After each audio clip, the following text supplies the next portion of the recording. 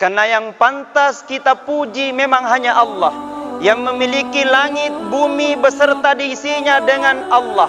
Maka tak pantas dan pantas manusia tidak memiliki rasa sombong kepada manusia yang lain. Betul? Apa yang pantas kita sombongkan? Tidak ada. Semua ini adalah miliknya Allah. Semua ini adalah miliknya Allah. Jabatan yang kita miliki adalah miliknya Allah. Harta yang kita miliki adalah miliknya Allah. Apa hidup di dunia ini? Hanya sebentar saja. Dan tak ada yang abadi, bro. Betul? Tidak ada yang abadi. Semua pasti akan kembali kepada Allah subhanahu wa ta'ala. Kayanya orang kaya, pejabatnya di atas pejabat. Tapi kalau tidak ada iman, maka dia akan menjadi sia-sia nanti di akhirat kemudian. Betul? Biar bagaimanapun gantengnya orang, cantiknya orang, tapi kalau tidak ada iman di dalam hatinya, tidak ada takwa di dalam dirinya, maka dia akan menjadi sia-sia nanti di akhirat kemudian. Maka jadikan apa yang engkau miliki hari ini, bro, semua hanya ingin mendekatkan, menggapai rahmat dan ridho dari Allah subhanahu wa ta'ala. Amin. Karena sesungguhnya kata Allah, Alladzi khalaqal mauta wal hayata liyabluwakum ayyukum ahsanu amala. Telah aku ciptakan kehidupan dan kematian itu liyabluwakum, hanyalah ujian bagi kamu. Allah kasih jabatan itu adalah ujian. Allah kasih kaya itu adalah ujian. Siapa yang terbaik? Ayyukum ahsanu amala.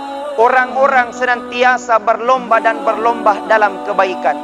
Dan kalau Allah yang berkehendak, cukup Allah katakan innama amruhu idza arada syai'a ayyakula lahu kun fayakun. Jikalau Allah berkeinginan, jikalau Allah berkeinginan, cukup Allah katakan kun fayakun, jadi maka jadilah. Segala sesuatunya adalah kehendak Allah. Segala sesuatunya adalah miliknya Allah. Kuasa di atas daripada kuasa Allah. Tidak ada yang pantas kita sombongkan, wahai manusia. Apa kita inginkan? Tidak ada yang lain adalah untuk beramal soleh. Subhanallah. Apabila dalam satu perkumpulan, kata Nabi, ada malaikat mengelilingi bumi ini 7 kali dia kelilingi.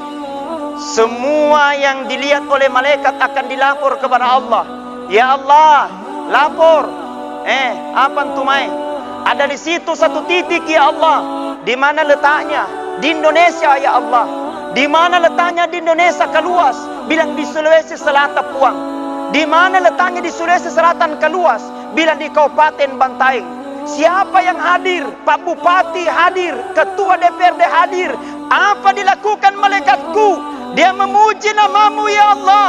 Dia bertasbih menyebut namamu, ya Allah. Dia membaca subhanallah, membaca alhamdulillah, membaca la ilaha illallah. Terus dia minta dua kepadamu, Puang. Melalui dua kuidip, Puang. Dia minta dua kepadamu, ya Allah. Apa nak minta malaikatku? Ya Allah, tempatkan aku ke dalam surga, karena surga itu tempat yang paling indah. Terus yang kedua, jangan kau tempatkan aku ke dalam neraka, karena neraka tempat yang paling hina. Berkata Allah kepada malaikat, malaikat, jangan kau tinggalkan tempat itu sebelum yang datang pada malam itu akan kuterima doa-doanya di sisi Allah subhanahu wa ta'ala. Takbir!